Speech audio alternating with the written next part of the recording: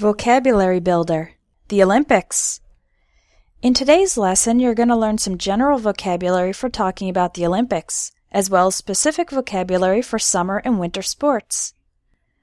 One tradition at the beginning of the Olympic Games is bringing the Olympic torch through the host city, the city where the Games will be held, to light the flame at the arena. The general word for someone who does sports is an athlete. Olympic athletes learn from and train with some of the best coaches or trainers in the world. Some Olympic sports are team sports. The word for the other people on your team is teammates. Olympic athletes compete for the gold, silver, and bronze medals, and a person who wins is called a medalist. During the medal ceremony, each medalist stands on a podium, and the national anthem, official national song, of the gold medalist's country is played.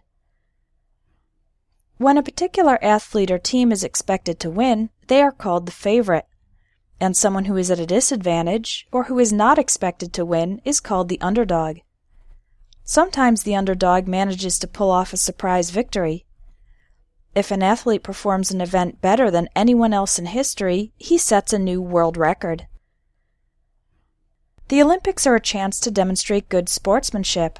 That's a person's behavior and attitude while participating in sports, especially fair play and courtesy.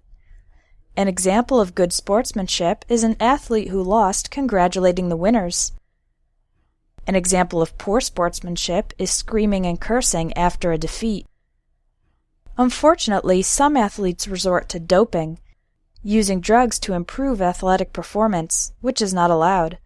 If it's discovered, the athlete is disqualified, declared to be removed from the competition.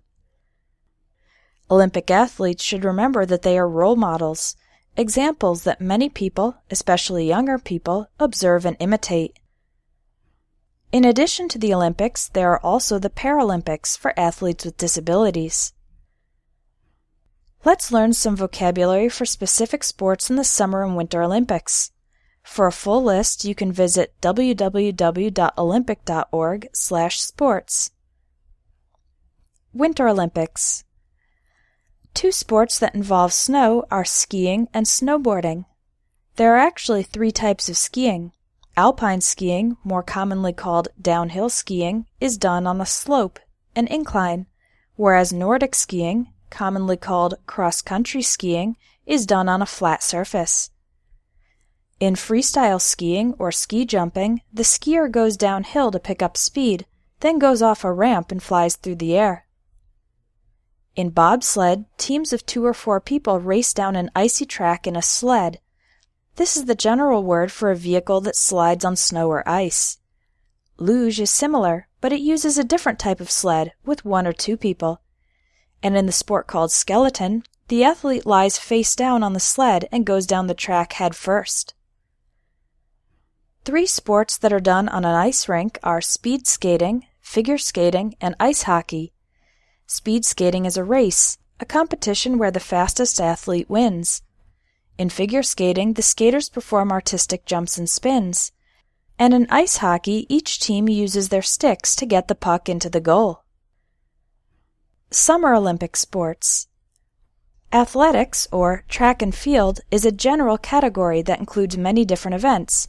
Sprints, running short distances very fast, hurdles, jumping over barriers, relays, races in which the runners hand off a baton to a teammate to continue the race, as well as jumping and throwing events such as the pole vault, the discus throw, and more.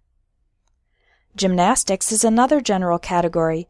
It involves acrobatic events such as the balance beam, the uneven bars, the vault, and the rings. Gymnasts also do a floor routine in which they perform various flips, jumping and turning in the air. 3 sports done in the swimming pool are diving, water polo, and synchronized swimming. And there are many outdoor water sports such as rowing and sailing.